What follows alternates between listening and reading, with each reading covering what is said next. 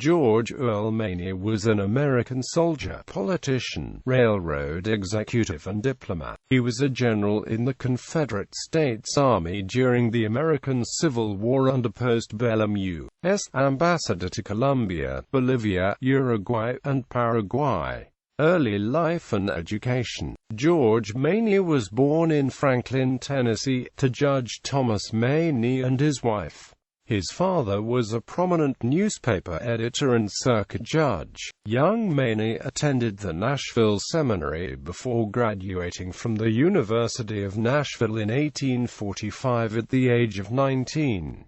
Military and law. Maney enlisted as a second lieutenant in the 1st Tennessee Regiment during the Mexican-American War. When his 3-month term of enlistment expired, he enrolled in the United States Army and served as a first lieutenant in the 3rd U.S. Dragoons, which participated in General Winfield Scott's march to Mexico City. When hostilities ceased, Maney returned home. He studied law, passed his bar exam in 1850, and established a law practice in Franklin.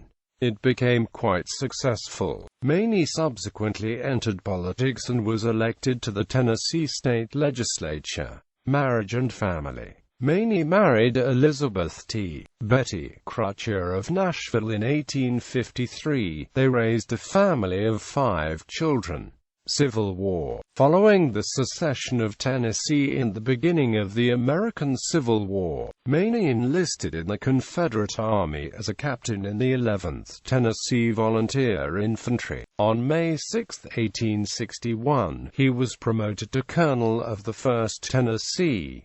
He served in Western Virginia, first under Robert E. Lee at the Battle of Cheat Mountain and later under Thomas J. Stonewall Jackson at Bath and Romney. Maney asked for a reassignment to his native Tennessee, which was threatened by Union forces. As an officer in the Army of Tennessee, Maney participated in the Battle of Shiloh and was promoted on April 16, 1862, to brigadier general. He led his brigade in the battles of Perryville, Chickamauga, and Murfreesboro. In November 1863, he was wounded severely in his arm during the Chattanooga campaign. He was on medical leave for much of the rest of the year. In 1864, Maney commanded a division in William J. Hardee's corps during the Atlanta campaign. He was captured in August and later released, but he did not return to active field duty because of problems with his wounded arm. Hardee recommended that Maney be promoted to Major General, but the request was not fulfilled. Maney surrendered following the Carolinas campaign and was paroled on May 1,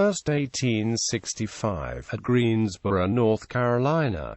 Postbellum career. After the war, Maney returned to his Tennessee home. He became president of the Tennessee and Pacific Railroad in 1868, serving in that executive post for 9 years. Unlike many of his former Confederate compatriots, he became an active Republican.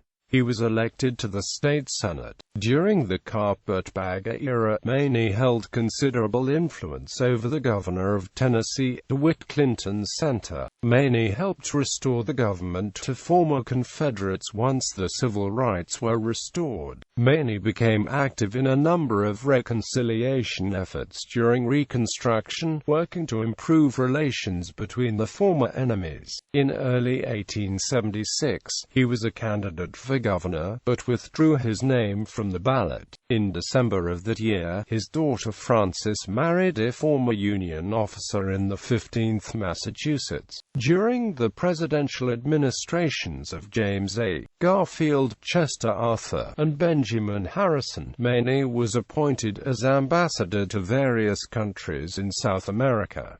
He was the U.S. Minister to Colombia, and then was the Minister-Resident Consul General to Bolivia from November 4, 1882, until June 1, 1883. He returned home and was a delegate to the Republican National Conventions of 1884 and 1888.